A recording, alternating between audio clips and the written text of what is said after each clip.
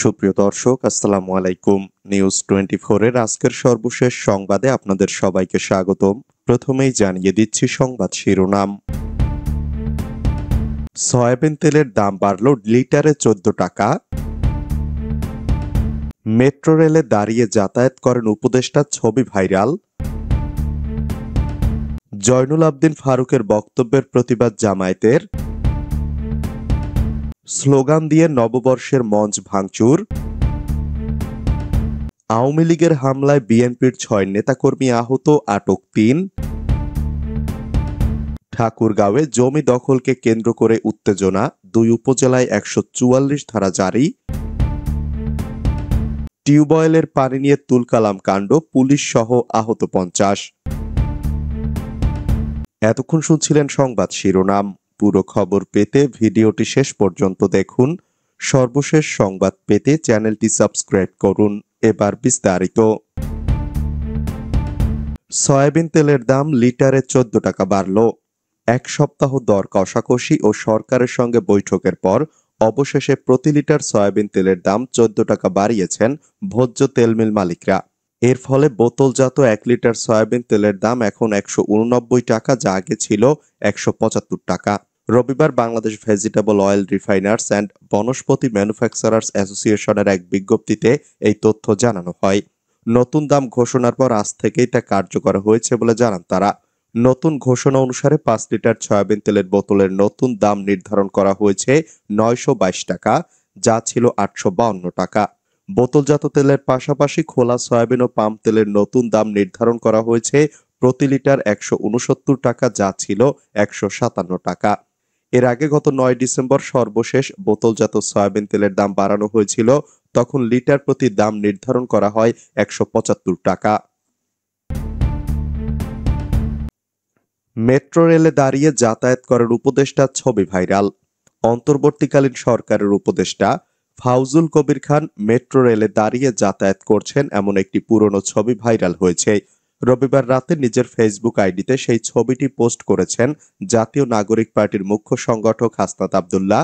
হাসনাত তার পোস্টে বলেন, আমরা অন্তর্বর্তীকালীন সরকারের সমালোচনা করি, তবে সমালোচনার পাশাপাশি এই সরকারের ভালো কাজেরও প্রশংসা করা উচিত।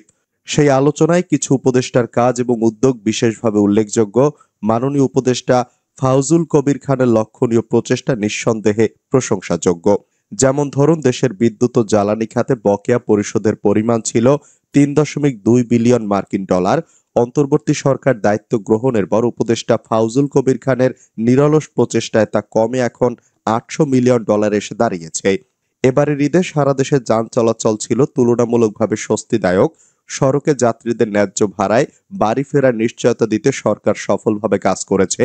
অন্যবারের মতো দীর্ঘ যানজটের দুর্ভোগ মানুষকে পোহাতে হয়নি। ট্রেনের টিকিটের জন্য দীর্ঘ লাইনের ভোগান্তিও দেখা যায়নি। জয়নুল আবদিন ফারুকের বক্তব্যের প্রতিবাদ জামায়াতের। জামায়াত নিয়ে বিএনপি নেতা জয়নুল আবদিন ফারুকের বক্তব্যকে অসত্য উল্লেখ করে নিন্দা জানিয়েছেন বাংলাদেশ জামায়াত ইসলামীর সহকারী সেক্রেটারি জেনারেল রফিকুল ইসলাম খান। রোববার এক বিবৃতিতে তিনি বলেন, বিএনপি নেতা জয়নুল আবদিন ফারুক গত 10 এপ্রিল একটি বেসরকারি টেলিভিশন চ্যানেলের টক শোতে জামায়াত ইসলামী মসজিদে মসজিদে মহিলাগুলোকে একত্রিত করে বেহেশতের টিকিট দেওয়া শুরু করেছে মর্মে যে বক্তব্য দিয়েছেন, আমি তার তীব্র নিন্দা প্রতিবাদ জানাচ্ছি। তার বক্তব্যের মধ্যে সত্যের লেশমাত্রও নেই। তার বক্তব্য হীন রাজনৈতিক উদ্দেশ্যপ্রণোদিত। জামায়াতের জনপ্রিয়তায় ঈর্ষান্বিত হয়ে তিনি জামায়াতের বিরুদ্ধে আজগুবি, বানোয়াট ও হাস্যকর বক্তব্য দিয়েছেন। তার মতো একজন ব্যক্তির মুখে এ ধরনের বক্তব্য মানায় না উল্লেখ করে তিনি বলেন, জামায়াতের সমালোচনা করার মতো কোনো কিছু না পেয়ে জয়নুল আবদিন ফারুক ইসলামী দাওয়াত সম্পর্কে কটাক্ষপূর্ণ হাস্যকর বক্তব্য দিয়ে নিজের মর্যাদা ক্ষুণ্ণ করেছেন। এভাবে বক্তব্য দিয়ে জনগণকে বিভ্রান্ত করার চেষ্টা অত্যন্ত হাস্যকর। স্লোগান দিয়ে নববর্ষের মঞ্চ ভাঙচুর। চট্টগ্রাম ডিসি হিলে নববর্ষের অনুষ্ঠান হওয়ার স্থলে ভাঙচুরের ঘটনা ঘটেছে। রবিবার সন্ধ্যা 7:30টার দিকে এই ঘটনা ঘটে। এই ঘটনায় 6 জনকে আটক করে থানায় নিয়ে যাওয়া হয়েছে। সম্মিলিত পহেলা বৈশাখ উদযাপন পরিষদ ডিসি হিলে বর্ষবরণের অনুষ্ঠানের আয়োজন করার কথা ছিল। অনুষ্ঠান উপলক্ষে নির্মিত মঞ্চ ভাঙচুর, ব্যানার ছিঁড়ে ফেলার ঘটনা ঘটে বলে দাবি করেছেন আয়োজকরা। এই ঘটনার পর চট্টগ্রামের ডিসি হিলে বর্ষবরণের অনুষ্ঠানের আর আয়োজন করা হবে না বলে জানিয়েছেন সম্মিলিত পহেলা বৈশাখ উদযাপন পরিষদের নেতারা। সম্মিলিত পহেলা বৈশাখ উদযাপন পরিষদের সদস্য সচিব মোহাম্মদ আলী টিটু কালের কণ্ঠকে বলেন, সন্ধ্যা 7:30টার দিকে 30 থেকে 40 জনের একটি টিম এসে পহেলা বৈশাখ অনুষ্ঠান করার মঞ্চ ভেঙে দিয়েছে, অনুষ্ঠান স্থলের পর্দা ছিঁড়ে ফেলেছে। আমরা আজকে বর্ষবরণের অনুষ্ঠান বাতিল করে দিয়েছি, অনুষ্ঠান করার মতো পরিবেশ আর নেই। হামলা কারা করেছে জানতে চাইলে তিনি বলেন, স্বৈরাচারের দোসররা হুঁশিয়ার সাবধান, খুনি হাসিনার বিচার না হওয়া পর্যন্ত ডিসি হিলে কোনো অনুষ্ঠান হবে না এমন স্লোগান দিয়ে এসে ভাঙচুর চালায়। মঞ্চের ব্যাকগ্রাউন্ডে কিছুই আর নেই, আমরা বসা ছিলাম, মিছিলের স্লোগান শুনে আমরা সরে গিয়েছিলাম। আওয়ামী লীগের হামলায় বিএনপির 6 নেতাকর্মী আহত, আটক 3। গাইবান্ধার সুন্দরগঞ্জে আওয়ামী লীগ নেতাকর্মীদের হামলায় বিএনপি ও এর অঙ্গ সংগঠনের 6 নেতাকর্মী আহত হয়েছেন। শনিবার রাতে উপজেলার ছাপরহাটি ইউনিয়নের মণ্ডলের হাটে এ ঘটনা ঘটে। এ ঘটনায় পুলিশ 3 জনকে আটক করেছে। প্রত্যক্ষদর্শীরা জানান, ছাপরহাটি ইউনিয়ন বিএনপির সদস্য শফিকুল ইসলাম মোটরসাইকেল নিয়ে যাওয়ার সময় ইউনিয়ন ছাত্রলীগের সাবেক ছাত্রলীগ নেতা বাবুর ওষুধের দোকানের সামনে রাখা বসার বেঞ্চে ধাক্কা লাগে। এ নিয়ে তাদের মধ্যে বাকবিতণ্ডা হয়। এক পর্যায়ে বাবুর ভাই আওয়ামী লীগ নেতা নাজমুল মাস্টার ও মঞ্জুরুল ইসলাম সহ তাদের লোকজন শফিকুলকে মারধর করেন। পরে পাশের আলম ডাক্তারের দোকানে আশ্রয় নেন, কিন্তু সেখানেও হামলা করেন তারা। খবর পেয়ে পাশেই অবস্থিত দলীয় কার্যালয় থেকে যুবদল ও বিএনপির নেতাকর্মীরা শফিকুলকে উদ্ধার করতে গেলে তাদের উপরে হামলা চালানো হয়। এতে বিএনপি, যুবদল ও ছাত্রদলের 6 নেতাকর্মী আহত হন। খবর পেয়ে পুলিশ ঘটনাস্থলে গিয়ে পরিস্থিতি নিয়ন্ত্রণ করে আওয়ামী লীগ নেতা নাজমুল মাস্টার ও তার ভাই মঞ্জুরুল সহ 3 জনকে আটক করে থানায় নিয়ে যায়। ঠাকুরগাঁওয়ে জমি দখলকে কেন্দ্র করে উত্তেজনা, 2 উপজেলায় 144 ধারা জারি। ঠাকুরগাঁওয়ের হরিপুর ও রানীশঙ্কল উপজেলায় জমি দখল নিয়ে চলমান বিরোধ রূপ নিয়েছে সহিংসতায়। পরপর 2টি এলাকায় সংঘর্ষ ও অগ্নিসংযোগের ঘটনায় আইনশৃঙ্খলা পরিস্থিতির অবনতি হওয়ায় প্রশাসন উভয় উপজেলায় 144 ধারা জারি করেছে। রবিবার দুপুরে রানীশঙ্কল উপজেলার ধর্মগড় ইউনিয়নের কাউন্সিল ও চেকপোস্ট এলাকায় নতুন করে 144 ধারা জারির ঘোষণা দেন উপজেলা নির্বাহী কর্মকর্তা। একই সঙ্গে অতিরিক্ত পুলিশ ও বর্ডার গার্ড বাংলাদেশ সদস্য মোতায়েন করা হয়।